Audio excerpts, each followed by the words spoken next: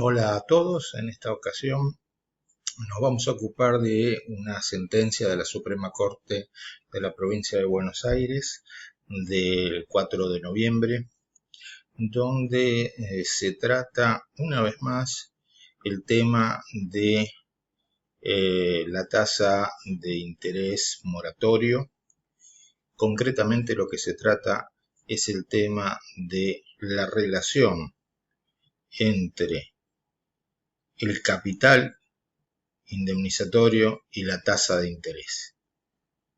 Es decir, se tiene en cuenta la fecha en que ese capital ha sido cuantificado para determinar la tasa de interés moratorio. Y se insiste en un criterio que la Corte ya ha manifestado con anterioridad y que explicitó de manera contundente hace poco tiempo en el fallo Paredes, que es que si la sentencia cuantifica el capital indemnizatorio a valores actuales, es decir, a valores de la fecha de la sentencia, la tasa de interés desde el momento en que se produjo el hecho dañoso hasta el momento de la cuantificación tiene que ser una tasa pura. Concretamente, en estos casos, una tasa del 6% anual, porque se entiende que al haber cuantificado a valores actuales, la depreciación monetaria quedó resarcida, quedó compensada por la cuantificación.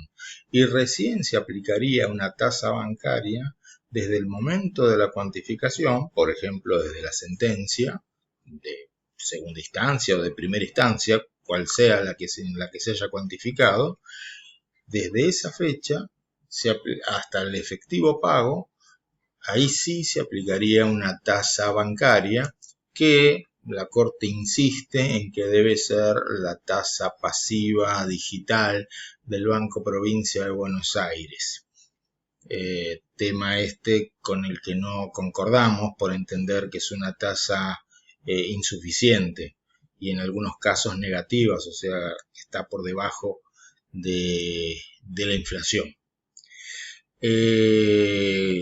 Sobre todo teniendo en cuenta que entre la fecha de cuantificación y la fecha de efectivo pago puede pasar bastante tiempo. Vamos a ver cuáles fueron los argumentos principales para mantenerse en esta tesitura. Hay que tener en cuenta que en el presente caso el recurso se plantea ante la Suprema Corte porque el recurrente entiende que la Cámara se ocupó de un tema que había quedado firme en primera instancia. Como expresa el ministro que tuvo a su cargo el primer voto en el máximo tribunal bonaerense, el doctor Torres, el quid de la cuestión a resolver gira en torno a la modificación dispuesta por el Tribunal de Alzada en lo que respecta a los intereses, materia que según aducen los recurrentes no se encontraba sometida a juzgamiento. En primera instancia se habían fijado intereses moratorios a la tasa pasiva desde la fecha del hecho y en cambio la Cámara entendió que tenía que ser una tasa pura desde la fecha del hecho hasta la de la cuantificación a valores actuales y recién a partir de ahí la tasa bancaria. Vamos a ver entonces los argumentos que se tuvieron para ratificar la decisión de la Cámara.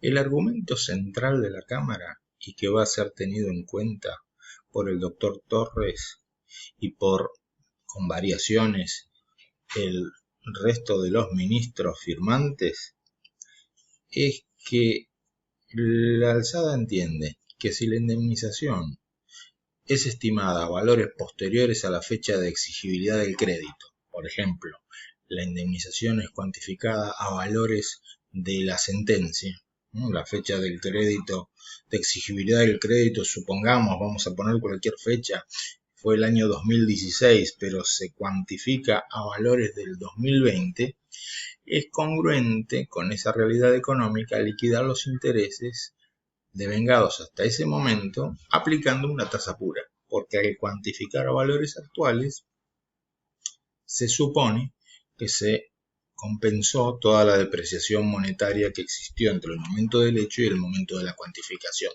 ¿Por qué digo se supone? Porque depende de que la cuantificación esté bien hecha. Es decir, que realmente se cuantifica los valores de la fecha de sentencia. Pero bueno, ese es un tema separado de lo teórico, que depende exclusivamente de lo fáctico, de los hechos, de la causa y de la tarea del juzgador. Y por lo tanto, con ese argumento, o mejor dicho, a ese argumento le añade el siguiente. La Cámara, y esto lo comparten los jueces del máximo tribunal, la tasa de interés aplicable no puede ser desvinculada de la tarea de cuantificación de los daños, porque el peligro es afectar el justo equilibrio entre el derecho de propiedad del responsable y el derecho a la reparación integral de la víctima. El interés, como muchas veces se ha dicho, es un accesorio y por lo tanto no puede quedar desvinculado del principal, que es el capital.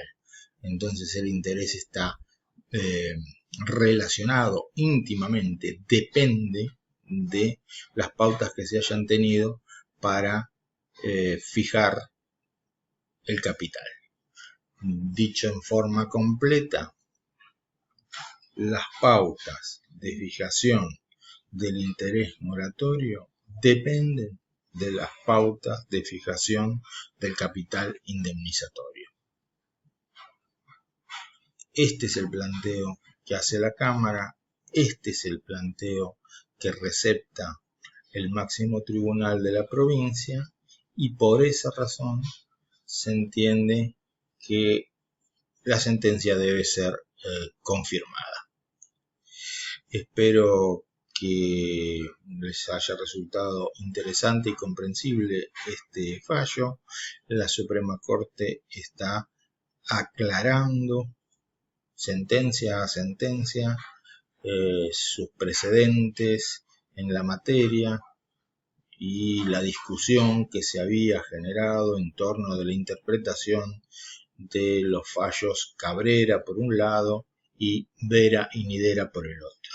En Paredes y en esta sentencia que ahora estamos comentando queda bastante claro cuál es el criterio del tribunal. Si actualizamos a la fecha de la sentencia, mejor dicho, si cuantificamos a valores actuales a la fecha de la sentencia, aplicamos tasa pura desde la fecha del hecho hasta esa fecha de sentencia y de ahí en adelante la tasa pasiva digital. El capital indemnizatorio, la deuda resarcitoria es una deuda de valor. No se aplica el artículo 768 del Código Civil y Comercial, como se menciona en este fallo, sino el 772. Y por eso no hay impedimento en aplicar tasas que no sean tasas bancarias. Las tasas bancarias se aplicarían solamente para obligaciones de dar dinero. Cuando la deuda de valor se cuantifica, a partir de ese momento se transforma en deuda de dar dinero y ahí se le aplicaría una tasa bancaria, en este caso la tasa pasiva digital. Este tema ha quedado ya bastante claro en la jurisprudencia del máximo tribunal y podríamos decir que el próximo tema a debatir es si la tasa pasiva digital cumple su función de resarcir intereses moratorios o debe ser reemplazada en cambio por otra tasa, como por ejemplo la tasa activa. Muchas gracias, nos vemos en el próximo video.